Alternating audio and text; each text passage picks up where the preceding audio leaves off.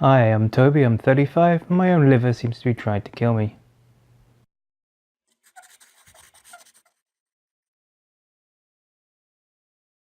Okay, so quick catch up. Let's have a look at what's been going on recently. It's been a few days since I posted my last updates, and quite a lot's been going on. I'm actually been running around quite a lot. Last week I went in for my ultrasound. It was interesting to have another look at that, and I've actually asked to get copies of those images. So at some point I will do an episode specifically about ultrasound, and I'll be able to show you actually what a malformed liver looks like via ultrasound. They also, a lovely moment when he was looking at, I think this might be the same radiologist who looked at my liver and went, "Oh wow, you've barely got any liver left." And this time he was looking around and looked at my spleen and went, "Wow, that's huge." Like, really not sure you're supposed to be saying things like that. So after the ultrasound I decided to nip up and see the liver clinic and just chat to them briefly because my fluid seems to be building up again. I noticed that the other day when I took my socks off at the end of the day, there was a distinct change in shape between my leg and the part of the leg that had been covered by the sock, and that's because the fluid that was building up in the leg obviously couldn't push past the pressure of the sock. My stomach has been increasing in size again and my weight has gone up again, so obviously I was worried about that. I went along and spoke to them. They've increased my medication for the water tablets and given me another type of water tablet on top, and they're going to have a look at me again next week to see how that's affecting me, if it's managing to remove some of the water and if my kidneys are not being negatively impacted by the water tablets. So fingers crossed for that one, because I don't want to blow it up again. It's not a pleasant experience. But today I went to the Transplant hospital, to Royal Free, and had a couple of appointments. The first of them was with the psychologist. I sat down with this clinical psychologist, and I think he was quite happy that he was chatting to somebody who was so switched on in terms of both the liver disease and the psychology. Now, he's a psychologist who deals specifically with health psychology and specifically with the transplant. Doesn't really deal with general clinical psychology type stuff in other areas. But I was able to sit down and just reel off my history, quickly reel off all my meds and give him a summary of my mental state. I did a quick survey, so it's a self-report survey which was looking at anxiety and depression, and it came out with moderate scores for both, so moderate anxiety, moderate depression, but a lot of those factors were confounded by the fatigue. So for example, one big one is, have you felt tired or unable to sleep or low energy? And I was like, well, yeah, that's not because of depression so much, but because of fatigue that's coming from this whole liver problem. So that seemed to go quite well. He seemed to be quite happy with me, and we've arranged a telephone appointment for another quick catch up next week. So that's all done with the psychologist. Then I went downstairs, got checked in, sat down, everything's fine, blah blah blah. Then an hour later, I kind of look around and go, I'm the only person here. I'm not just the only patient here. There's not even anyone on reception anymore. Like, I'm sat in this basically now empty ward with, the reception staff have disappeared, they've gone. All the other patients have been seen to and they've left. And there's me sat on my own kind of going, well, what do I do? So I'd managed to find somebody who said, I think I've been forgotten. I said, what are you here for? Oh, I'm here to speak to the surgeon. Well, everyone's gone home. What? Everyone's gone home.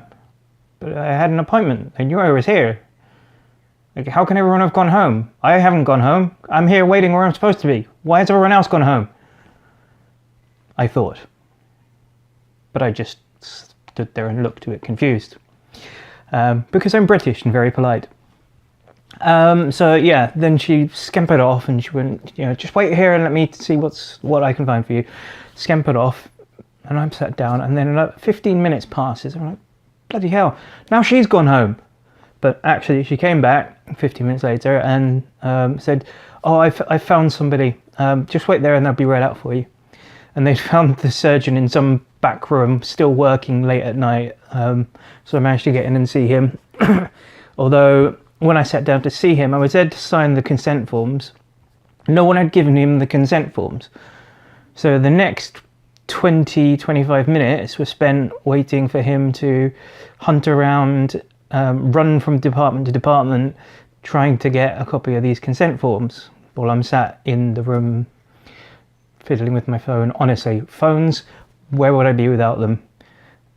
So one of the forms that he wants me to fill out, or part of the form that he wants me to fill out, basically says, I give consent for any tissue removed from my body to be used in research, in now or in the future, or in as of yet undefined research.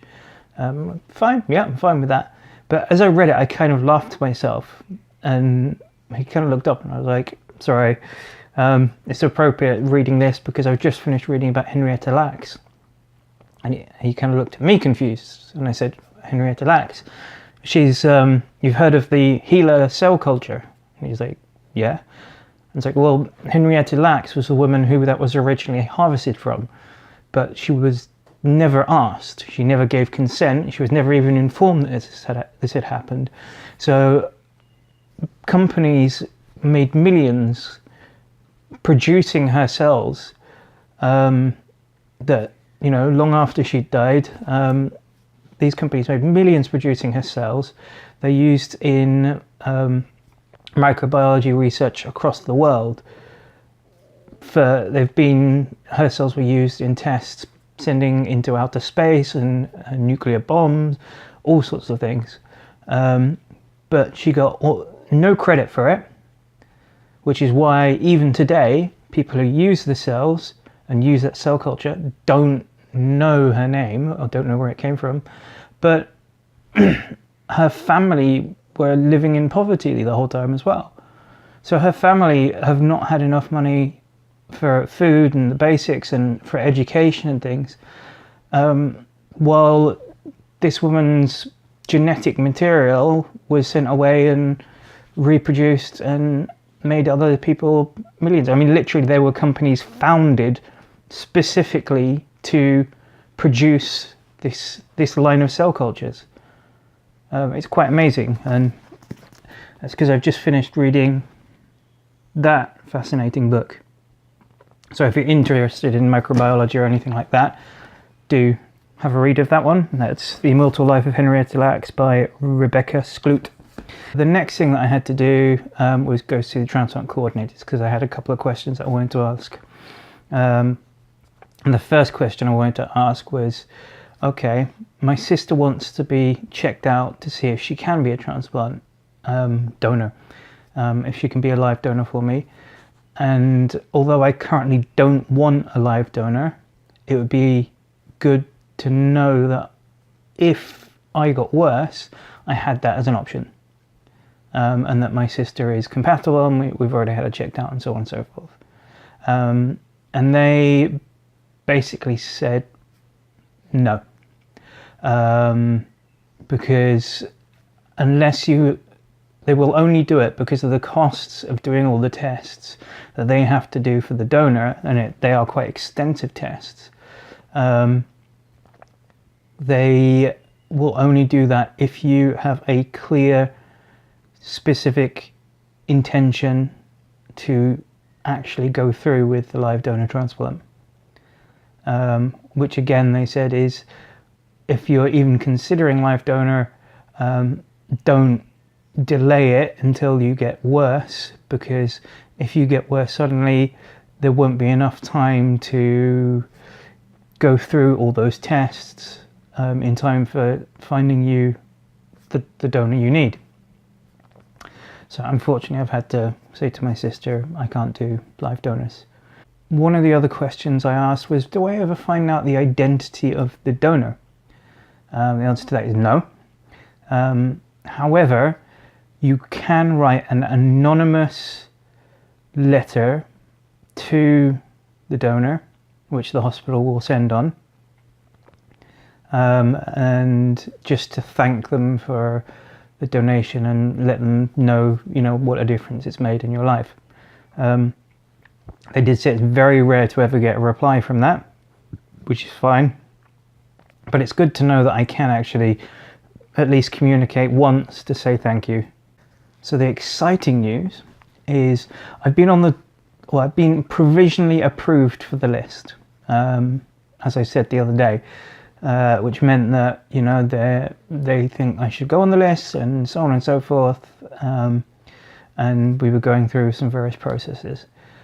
As of first thing tomorrow morning, I will be active on the list. So that means any time from tomorrow morning, I could get that phone call.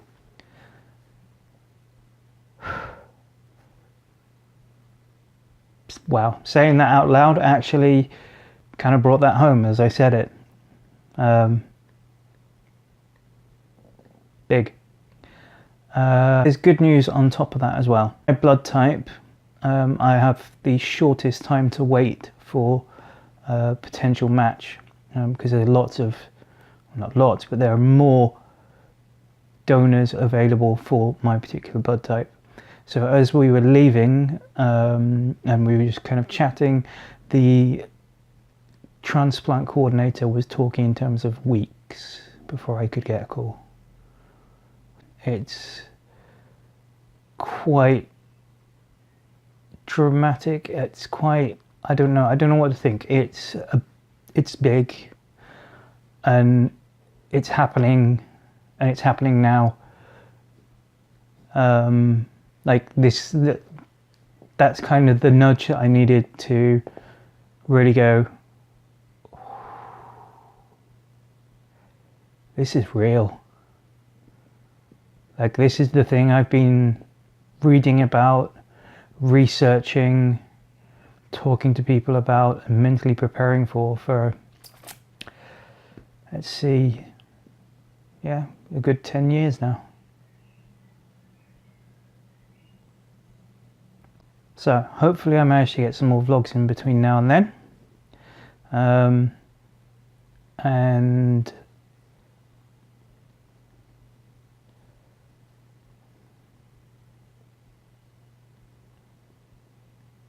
yeah,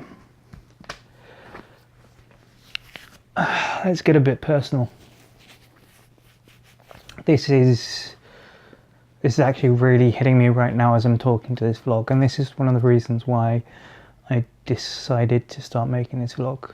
One is to help other people, so that people in the future can look back and see, or people in the future can look at it and get an idea of what they might be going through or have to go through. And the other thing is, it's cathartic for me to talk to you guys, and talk about my experiences. Helps me process it, particularly if I'm doing an educational type one where I'm telling you guys about something specific. It helps me to actually guide my research as well. But right now, I think this is more of a diary moment. This is kind of mark this down in my calendar and take a deep breath. That the realization that this is happening is really hitting me, and it's not helping that I have been not sleeping very well over the past couple of weeks, which has left me very emotional, particularly at night, which it now is. So I'm really feeling this right now, and it's not fear. I'm not scared of this transplant. I don't, for some reason, for whatever reason, I have no fear or feeling or anxiety that I might not survive. It's not even a thought that crosses my mind. There is just the simple fact I am going to survive this. I am going to get through this. But that doesn't make it easy. And it doesn't make it less of a thing. It is a huge thing. It's very exciting, especially for a nerd like me. The whole idea of it is quite exciting in a way. And it's also really exciting because actually after the transplant, I will feel so much better. I will hopefully be past all this horrible fatigue that's just ruining my life at the moment, and be able to think clearly. And one of the issues that I think I've mentioned before is that at the moment my thoughts are never clear. I can focus a little bit for periods of time, but I find it very, very difficult. I've got this constant kind of fuzziness in my brain. My memory is all shot to hell, and I want to get my head back, and I want to get my life back, and I want to be able to move on with my life, whatever that involves. Hopefully that involves qualifying as a teacher, but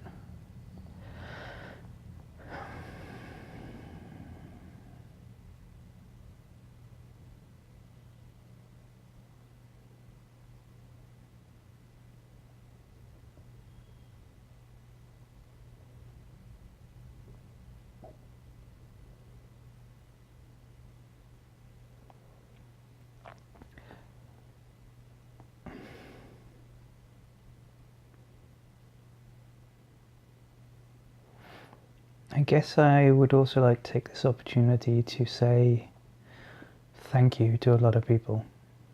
One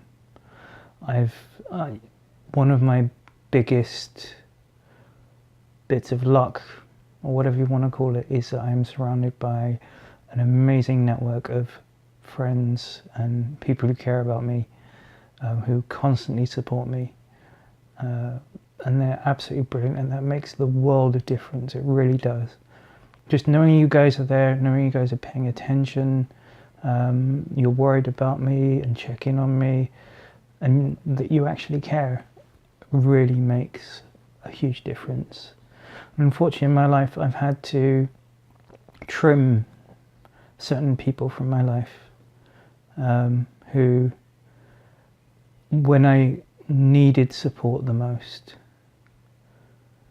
proved that they were completely incapable of doing that, and actually made me feel far worse. So I've had to cut out people who should be very close to me.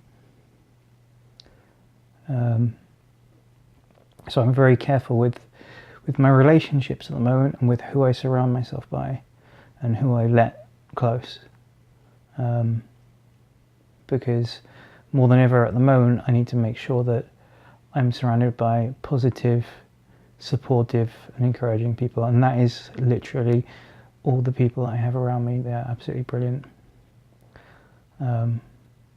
So thank you to everyone, and you know who you are. I'm not going to start naming you all because it'll take too long, and because actually I say thank you in person as well. But yeah, thank you. And in terms of thanking people, actually, there's a thought that I want to end on. One of the reasons I became a teacher and why I want to have the transplant and keep moving and keep going forward with life is that I want to make a difference in this world. And one of the ways I've been doing that recently is with random acts of kindness. So just within my workplace, I will look around, choose somebody that maybe I don't normally interact with that much. So not somebody who's one of my close friends, and I will perform some kind of random act of kindness for them, like leave them a piece of chocolate or a sweet or something on their desk, or a little note, something like that will just brighten their day. So to you guys who are watching this, all of you, do me a favor. Tomorrow, just pick someone you know. Not a close friend, not somebody you usually do things for. Pick maybe the quiet person, the shy person, or the person who's obviously having a bad day. And just do something nice for them. Just a little something to bring some light to their day. And if every one of us does that, then tomorrow will be a brighter day. And with that thought, I think I'm going to sleep better tonight. Thank you very much for listening. Don't forget to like, subscribe, and leave comments. I've had a couple of questions in the comments, and I will try to respond to them when I haven't recorded 30 minutes of footage that I need to somehow edit down to something watchable. So I will definitely be responding to comments in my vlogs. Take care, and I hope to see you all very soon. Bye bye.